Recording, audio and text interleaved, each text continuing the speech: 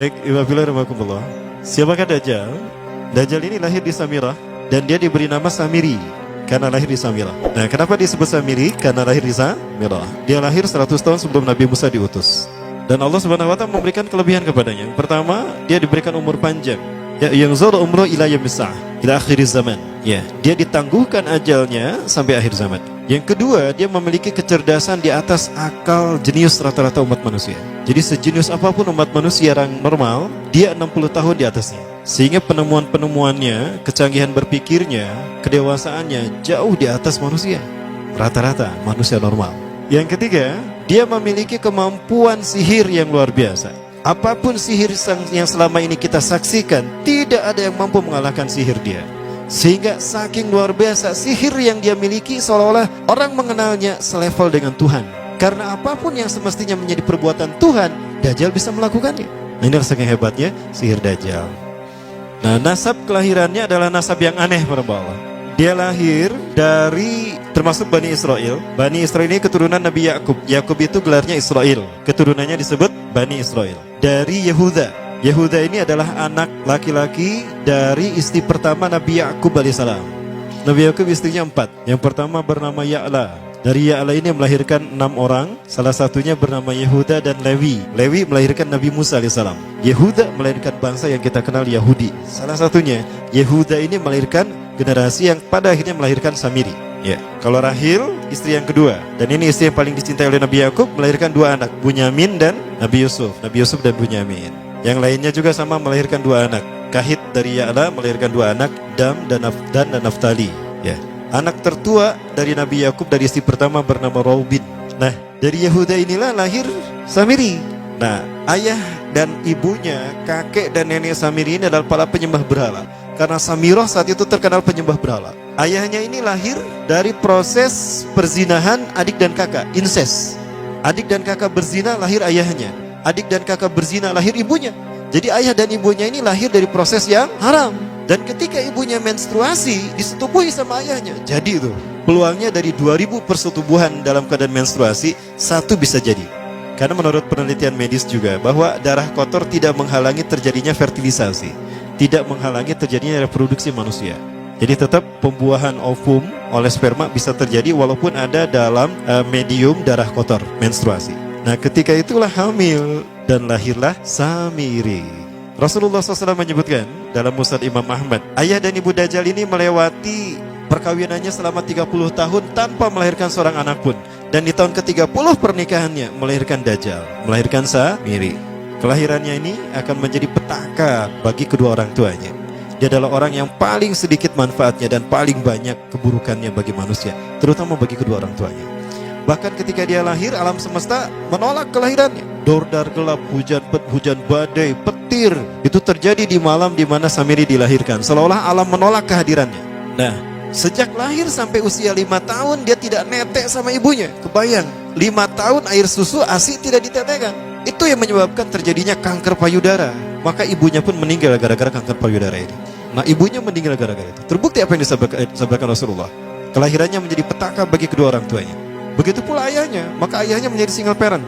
Nah, kemudian di tahun yang kelima, sejak lahir sampai 5 tahun, kenapa dia menetek pada ibunya? Karena kerjanya tidur melulu. Disebut mati, dia bernafas dan cuma berdetak.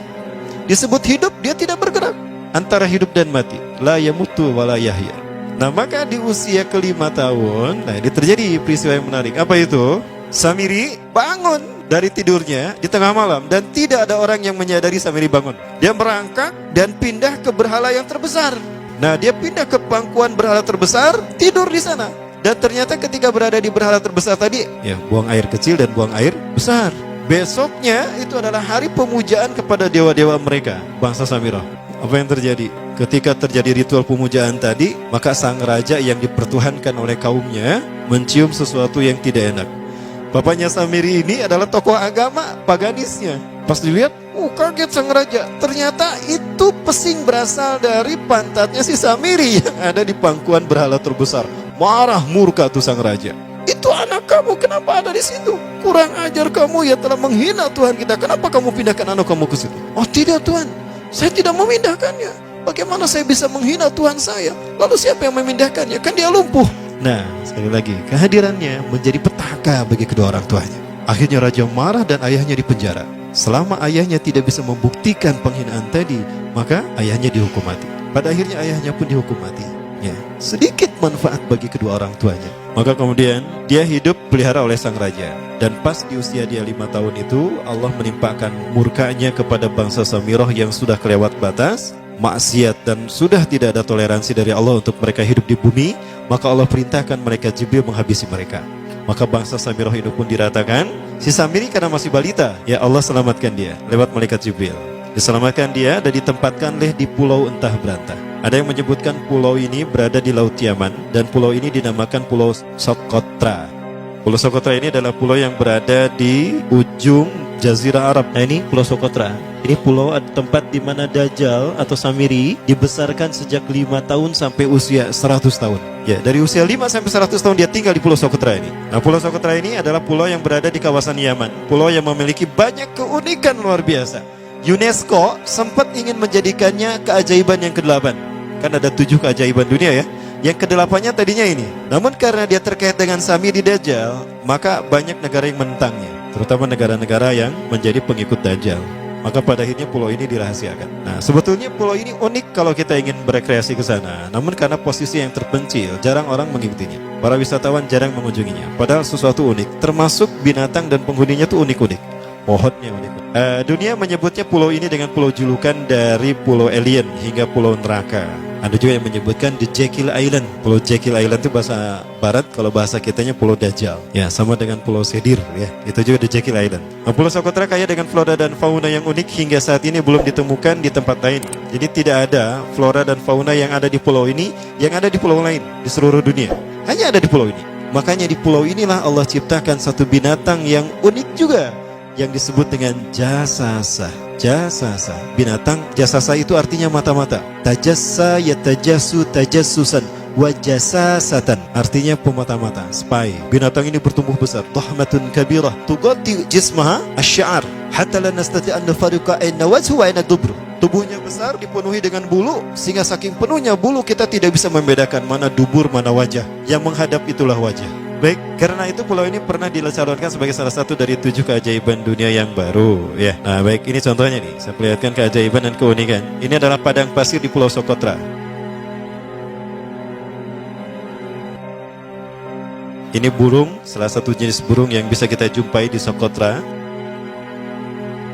Dan ini kepiting unik, kepiting Pulau Socotra. Aneh ya, kepitingnya seperti itu. Ini laba-laba langka di Socotra, mirip tarantula. Dan ini pohon darah naga yang ada di Pulau Socotra juga. Nah, ini salah satu jenis pohon Dorstenia Socotra. Dan ini juga pohon yang lain, pohon Dendrosisaios Socotra. Ya, saya sebutkan lagi ya. Nah, ketika di pulau itu, sebelum bertemu dengan Nabi Musa, Samiri di pulau itu yang hanya tinggal dengan seekor binatang jasasa. Binatang jasasa ini memberikan beberapa hal kepada si Samiri ya. Allah Azza wa Jalla menciptakan binatang berbicara yang bernama jasasa. Dia di mana lahirnya, ajalnya, matinya sama dengan ajal Dajjal. Begitu pula muncul dan menghilangnya. Binatang inilah yang mengajarkan akidah tauhid kepada Samiri muda. Pelajaran ini kononnya ditulis oleh Jibril alaihissalam dalam bentuk panel-panel atau prasasti. Isi prasastinya panel 1 yang ditulis oleh malaikat Jibril, panel 1 itu berisi kalimat la ilaha illallah, tidak ada Tuhan selain Allah. Ini dijelaskan oleh binatang jasasa. Yang kedua, panel kedua berkata Allahu wahid la syarikalah. Allah Maha Esa, tidak ada sekutu bagi Allah. Itu dijelaskan juga oleh binatang jasasa ini. Nah, binatang jasasa ini sekali lagi dia bertubuh besar. Kategorinya adalah kelasnya itu mamalia, genusnya mamalia. Cuma saya tidak tahu nama spesiesnya apa. Pada tahun 2017, akhir dari bulan Agustus di Filipina ditemukan binatang seperti ini. Ciri-ciri binatang ini nyaris sempurna seperti ciri-ciri binatang jasasa yang disebutkan Rasulullah terkait dengan binatang yang memata-matai Dajjal. Tubuhnya penuh dengan bulu. Ini disebutkan dalam surat An-Naml ayat ke-82. Ya, binatang ini seperti ini dan dia tidak pernah jauh dari laut karena dia selalu ingin membasahi tubuhnya dan dia pun makan dari makanan ikan laut. Maka dia tidak pernah jauh dari pantai. Seperti ini. Nah, binatang inilah yang mengajarkan prasasti mengajarkan akidah tauhid kepada Samiri muda. Yang ketiga, engkau diurus oleh Jibril, karena itu janganlah engkau mengkhianati janjimu dengan Allah. hanya engkau saja di pulau ini. Panel yang kelima, makanlah dan nikmatilah makanan minuman yang menjadi rizki dari Allah sesuai kehendakmu. Tidurlah sesukamu, tapi sembahlah Allah dalam berbagai keadaanmu dengan tasbih keesaan Allah kepadanya, yaitu dengan melaksanakan solat yang diwajibkan kepadamu. Allah lah sang raja, Allah yang Maha Esa. Dia tidak berayah dan tidak pula mempunyai anak. Allah Tuhan Tuhan yang maha besar dan maha agung. Dialah yang maha raja. Ada 7 panel. Panel yang ke-7 bercerita tentang Nabi Muhammad. Panel yang ke-6 itu bercerita tentang nabi-nabi, dan khusus panel yang ke-7 cerita tentang Nabi Muhammad. Jadi Dajjal sudah tahu, Samiri sudah tahu bahwa akan diutus Nabi Muhammad di akhir zaman, dan itu nabi yang terbaik. Makanya dia iri. Nah, selesai panel ini disampaikan, maka binatang sejasasa berkata, wahai Samiri, saksikanlah aku telah menunaikan, innani qad fa'altu ma umirtu min rabbi. Demi Allah, saksikan aku sudah menunaikan apa yang diperintahkan padaku, kata binatang jasasa. Maka sekarang adalah perintah terakhir, yaitu pertanyaan dariku untukmu. Hal tu'minu billah, apakah kau beriman pada Allah? Wa bima unzila ilaih, dan dari apa yang diturunkan kepada nabi-nabinya, kepada Jibril maksudnya. Famadal jawab ya Samiri, apa jawabanmu hai Samiri? Samiri tidak menjawabnya. Lama ditunggu-tunggu, Samiri tidak menjawabnya, sehingga binatang ini pun pergi dengan menjerit dengan jeritan yang membuat Samiri ini pekak telinganya. 2 kali lagi datang lagi kembali kepada Samiri dan berkata binatang jasasa, ya Samiri, famadal jawab? Hal tu'minu billah, in tu'minu billah fatakunu mu'minan a'jaba imanika ila yaumil qiyamah. Jika kau beriman kepada Allah, maka sungguh kau akan menjadi mukmin yang menakjubkan imannya. Inna ajalaka ukhirat ila akhir zaman. Sesungguhnya ajalmu ditangguhkan sampai akhir zaman. Jika kau beriman pada Allah, engkau akan menjadi mukmin yang menakjubkan. Fa in lam tu'min billah, tapi jika engkau tidak beriman kepada Allah, wa bima unzila ilaih, dan apapun yang diturunkan pada Jibril, innaka minal mal'unina ila yaumil qiyamah, dan kau terkutuk sampai hari kiamat nanti. Tidak juga dijawab. Pergi lagi binatang jasasa tadi sambil memekikkan suara yang pekikan yang keras. Yang ketiga kali yang terakhir dia bertanya kembali. Dan apa jawaban Samiri? Hei jasasa binatang buruk rupa, lihat di pulau ini tidak ada siapapun kecuali engkau dan aku. Dan yakinilah kalau panel ini bukan tentang Allah yang di langit sana, tapi yang disebut Allah itu saya. Hei jasasa, akulah Allah itu.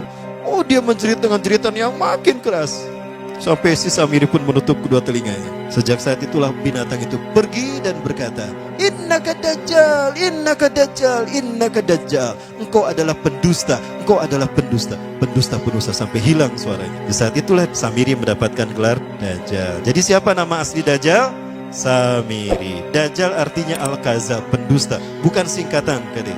Baik, nah sejak saat itulah Samiri keluar dari pulau itu, dan dia sudah menyandang gelar Dajjal, pendusta, karena dia mengaku Tuhan. Baik, Iwabillah rahmatullah.